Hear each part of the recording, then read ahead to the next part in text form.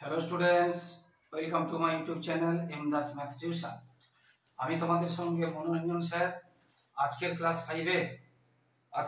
ফাইভের গণিত 132, 33, 34 ও 35 পেজের কয়েকটা অঙ্ক করাচ্ছি।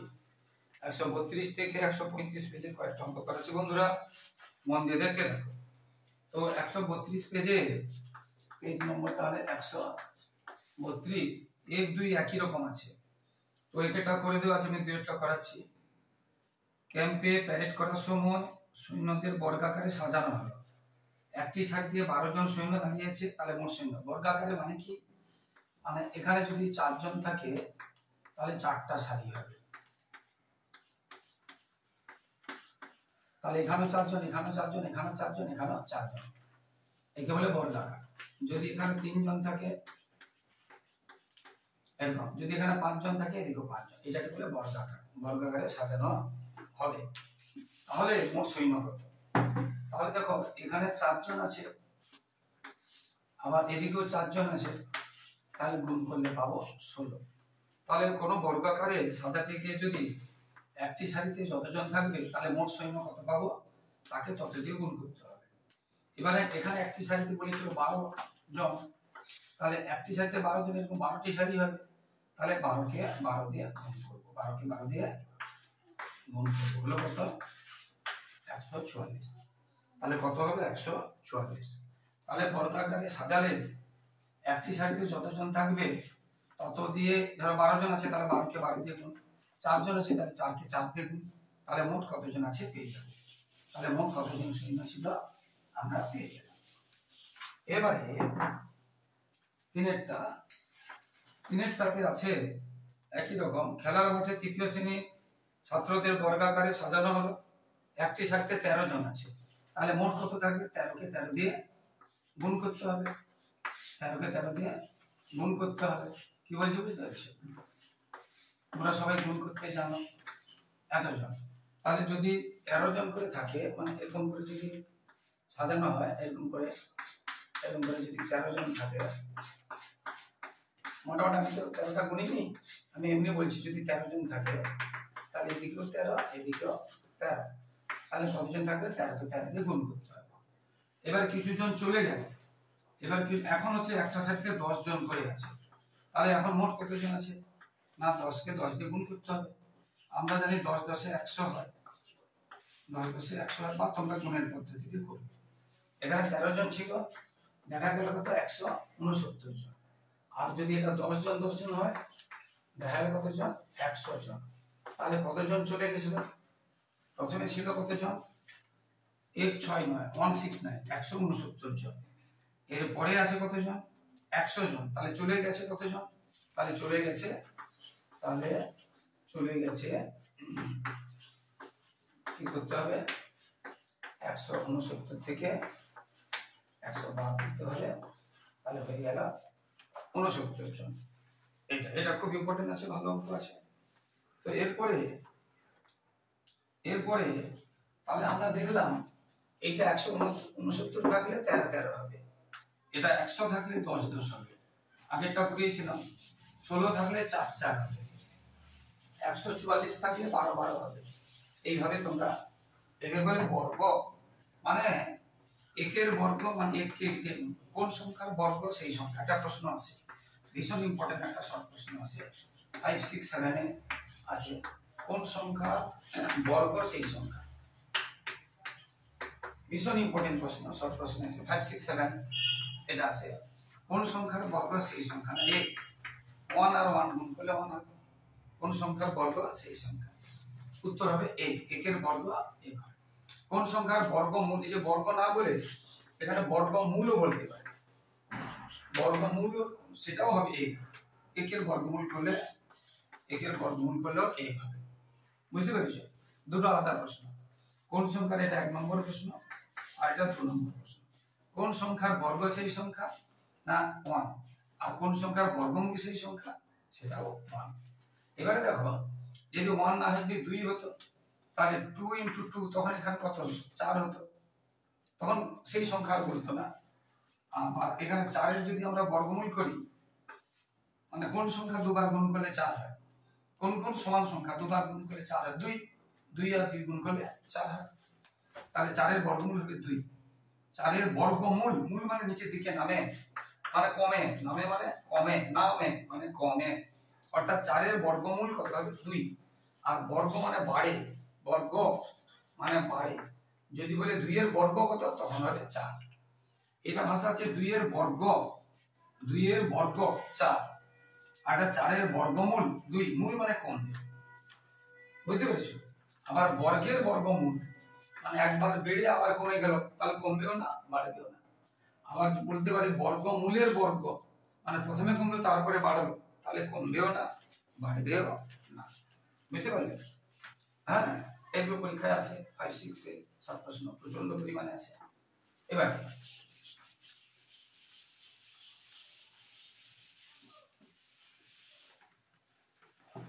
এবারে 5 তাতে বলেছে 133 পেজ, আগে যে দুটো অঙ্ক করালাম 132 পেজে, এবার 133 পেজ, এবার 133 পেজ 5 টাতে 81টা বোতামকে বর্গাকারে সাজালে প্রত্যেকটা সারিতে কত থাকবে? 81টা, মোট হচ্ছে 81, তাকে বর্গাকারে সাজাবো, মানের বর্গমূল করতে হবে। তাহলে প্রথমে এটা 2 দিয়ে ভাগ যাবে না, 81 2 দিয়ে ভাগ যাবে না, কেন না শেষে জোড় নেই। জোড় মানে কি 0, 2, 4, 6, 8, যে কোনো সংখ্যার শেষে হয় 0 না হলে 2 না হলে 4 না হলে 6 না হলে 8 থাকলে তাহলে 2 দিয়ে ভাগ যাবে। ধরো আমি এরকম একটা ছবি আঁকলাম, আমি কথাটাই বলছি, আমি একটা ছবি আঁকলাম মানে এমনি এরকম করে আঁকলাম, বুঝতে পেরেছো? এইখানে তার মনে করো কানে দুল আছে, বুঝতে পেরেছো? এটা চোখ টোক তো আছে, সব নাক টাক তো আছে, নাকে ধরো নাক চাবি পড়ছে বা মাথায় টিক পড়ছে, মাথায় এখানে ধরো হেয়ার পিন পড়ছে, তাহলে এটা কার ছবি হতে পারে?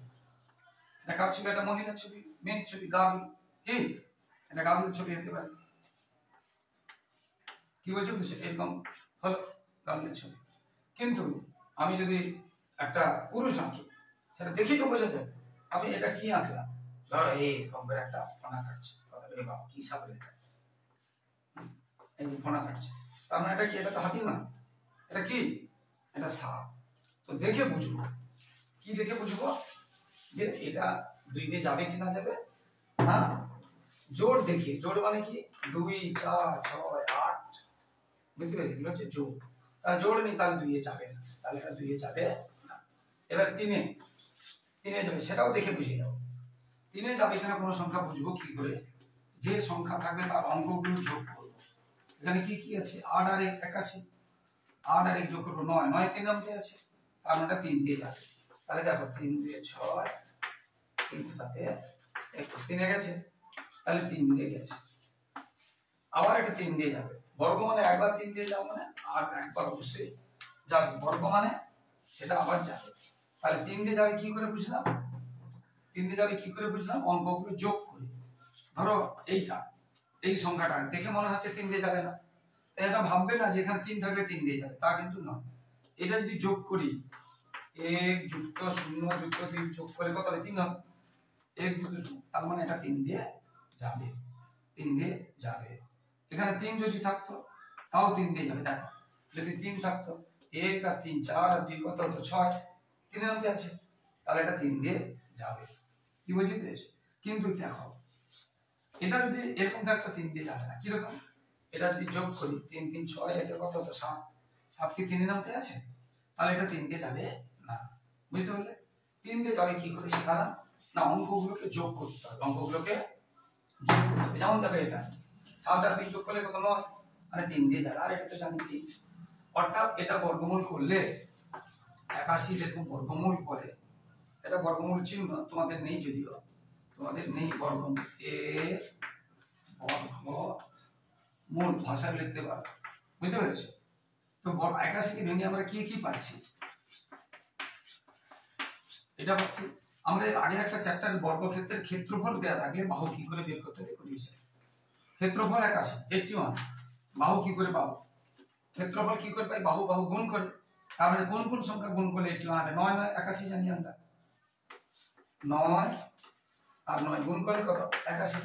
তাহলে 81 এর বর্গমূল হবে 9, আর 9 এর বর্গ, এটাকে বলে বর্গ, আর এটাকে বলে বর্গমূল 81 এর বর্গমূল কি 9, আর 9 এর বর্গ কি 81, বুঝতে পারলে? এবারে তাহলে এর বর্গমূল বলেছে মানে আমরা এটাকে দুটো ভাগে ভাগ করব। তাহলে এই একটা হবে, এই একটা হবে, তার মানে এটা কত 9 আর 9। তাহলে 81 এর বর্গমূল কত হলো 9, বা এখানে যেটা বলেছে 81 এর বর্গমূল কত হলো, এটা হলো তো। তাহলে 81 এর বর্গমূল কত হবে 9, এটা হচ্ছে রাফ করাচ্ছিল, এটা বোঝাচ্ছিল। তাহলে 81 এর বর্গমূল কি হবে 9, অর্থাৎ এটা যে প্রশ্নে যে অঙ্কটা বলেছিল যে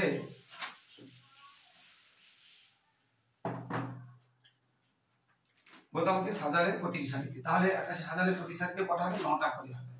তাহলে 81 সমান আমরা কি পেলাম, ওখানে ভেঙেছিলাম 3 গুণ 3 গুণ 3 গুণ 3, এটা বলেছিলাম এটা দু ভাগ করব, এটা করেছিলাম 9 গুণ 9 পেয়েছি, 9 গুণ 9 পেয়েছি। তাহলে প্রতি সারিতে কটা করে থাকবে, অতএব ভাষাতে লিখবে যেটা প্রশ্নে আছে প্রতি সারিতে 9টি করে থাকবে, প্রতি সারিতে 9টি করে থাকবে, বুঝতে পেরেছো? এটা হলো উত্তর। 5 এর দাগেরটা এইভাবে তোমাদের 4 এর দাগেরটা করিয়ে দিয়েছে। এবার আমরা 134 পেজে যাচ্ছি। 134 পেজে তেমন কিছু নেই, উত্তরগুলো করিয়ে দেওয়া আছে। আমরা 135 পেজে যাচ্ছি, এবারে যাচ্ছি আমরা 135 পেজ। 135 পেজ থেকে কিন্তু একটা প্রশ্ন আসবেই আসবে একদম তোমাদের পরীক্ষায়। যেমন 3টা ভীষণ ইম্পর্টেন্ট, একটা বর্গক্ষেত্র ক্ষেত্রফল মানে পুরোটা দেওয়া আছে, কত আছে 169 169, তাহলে বাহু কত? মানে দেখো বর্গক্ষেত্রে আমরা ক্ষেত্রফল বলেছিলাম বাহু আর বাহু, বাহু আর বাহু গুণ করলে ক্ষেত্রফল হয়। তাহলে মনে করো এটা বাহু ছিল 10 আর বাহু ছিল 10, তাহলে ক্ষেত্রফল কত 100। অর্থাৎ ক্ষেত্রফল বাহু যদি 10 থাকে ক্ষেত্রফল কি হবে, বাহুকে বাহু দিয়ে গুণ করব। এগুলো 5 6 7 এর দরকার।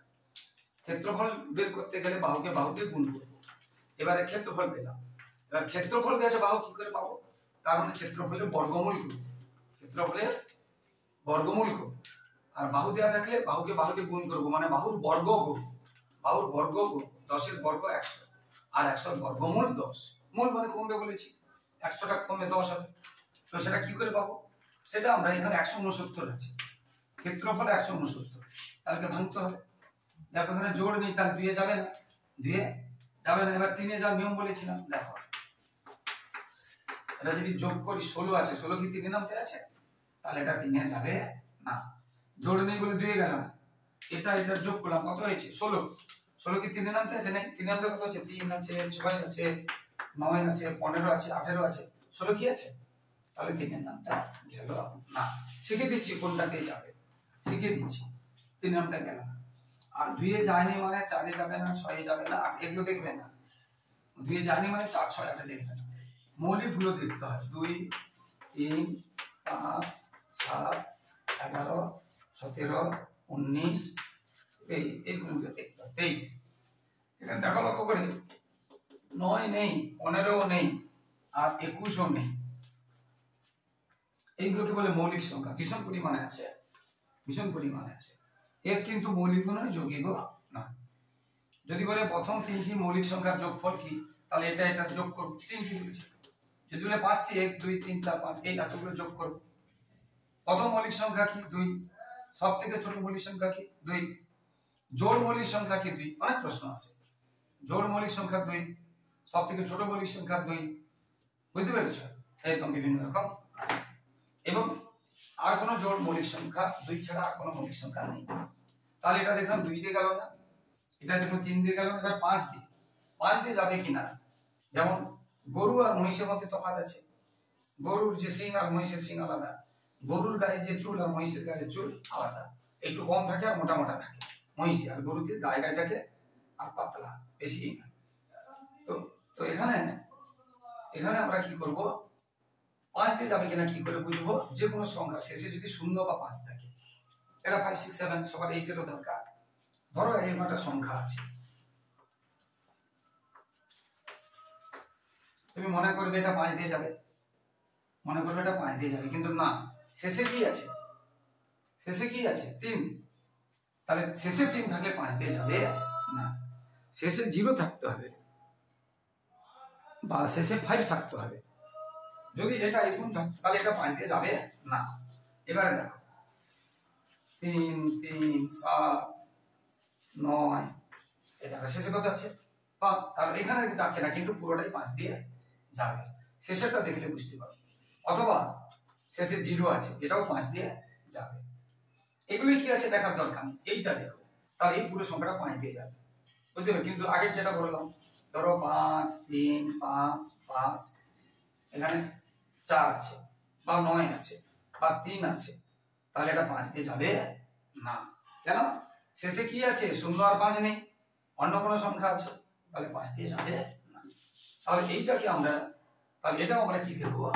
5 দিয়ে যাবে না, 5 দিয়ে ভাগ করা যাবে না। এবার 7 দিয়ে, 7 দিয়ে তোমাদের নিয়ম নেই, 7 দিয়ে এমনি ভাগ করবে। 7 দিয়ে 14, 7 3 7 4 28, তাহলে ভাগ থেকে গেছে, তাহলে ভাগ পুরো মিললো না। মিললো কি?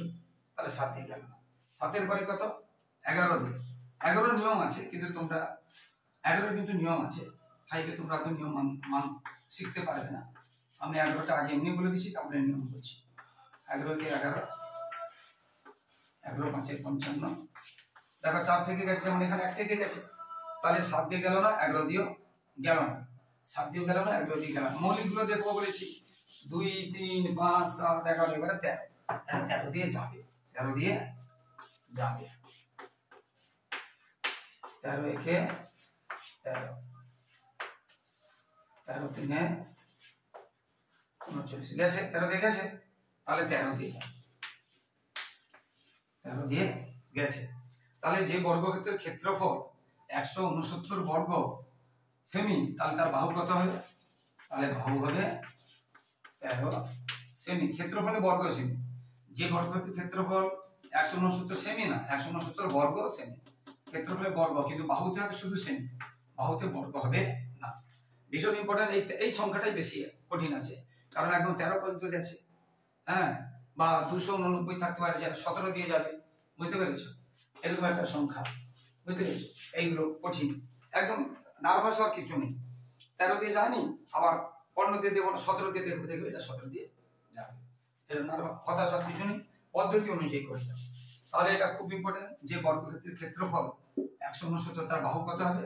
13 সেমি। বাহু কত হবে? 13 সেমি। ভীষণ ইম্পর্টেন্ট, ভীষণ ইম্পর্টেন্ট। তো ওটা পদ্ধতি অনুযায়ী করলে কি করতে হবে? তাহলে আমরা দেখলাম পদ্ধতি অনুযায়ী করলে তোমরা এরকম করবে, বাহু গুণ বাহু সমান, বাহু গুণ বাহু সমান ক্ষেত্রফল হলো। তাহলে এখানে আমরা এই যে এখানে এটা কত ছিল? 169, সেটা আমরা কত পেলাম? 13 গুণ 13। তাহলে এবারে লিখব অতএব প্রতিটি বাহু, অতএব প্রতিটি বাহু কত হবে? 13 সেমি। আর 169টা কি করে ভাঙছে এটা তো আমি এখানে দেখিয়ে দিয়েছিলাম এবং বুঝিয়ে দিয়েছিলাম এত সময় ধরে। টোটাল অঙ্কটা এইভাবে করতে হবে, বুঝতে পারলে?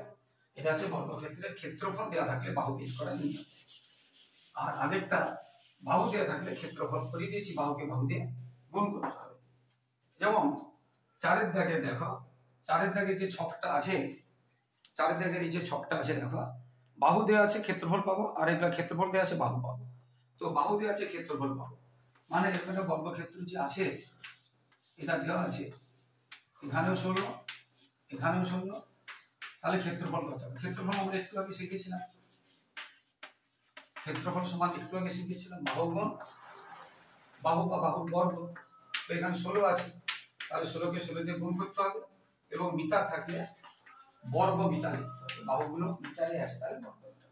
এবারে 16 গুণ করে দেবে, বুঝতে পেরেছো?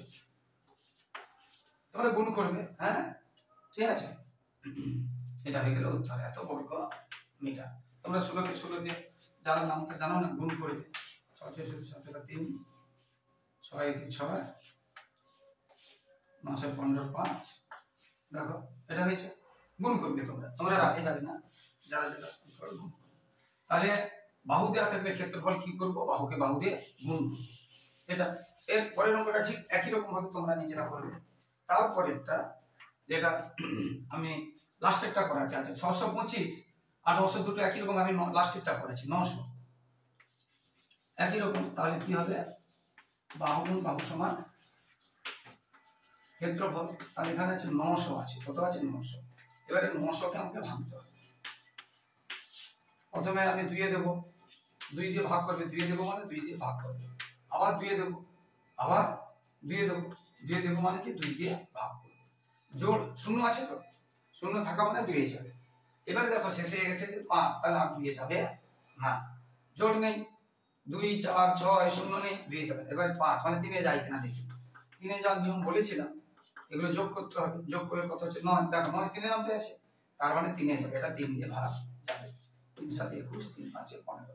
তাছাড়া তোমরা ভাগ করবে, তোমরা মুখে মুখে পারবে না, তোমরা ভাগ করবে 3 7 21, 3 5 15, ঠিক আছে।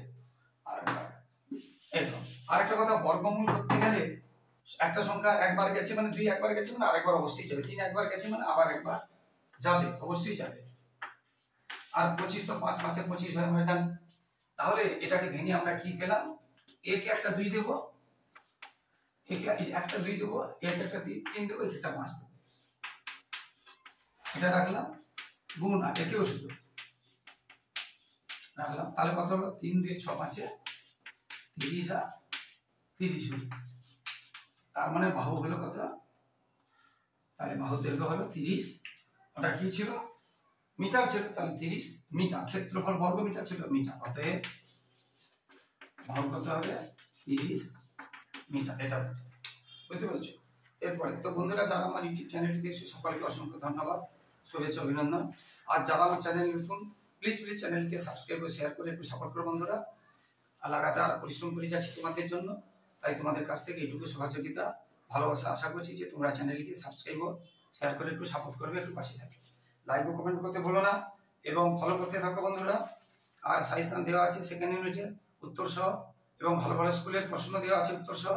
তোমরা পুরোনো ভিডিওগুলোতে প্লে লিস্টে সার্চ করে যে সাজেশন লিখবে ক্লাস 5 সাজেশন বা পঞ্চম শ্রেণীর সাজেশন পেয়ে যাবে, বা আদর্শ স্কুলের বা নমুনা প্রশ্ন এরকম করে পেয়ে যাবে। তো বন্ধুরা, ভালো করতে থাকো, সবাই ভালো থাকো, সবার ভবিষ্যৎ ভালো হোক। জয় হিন্দ, বন্দে মাতরম।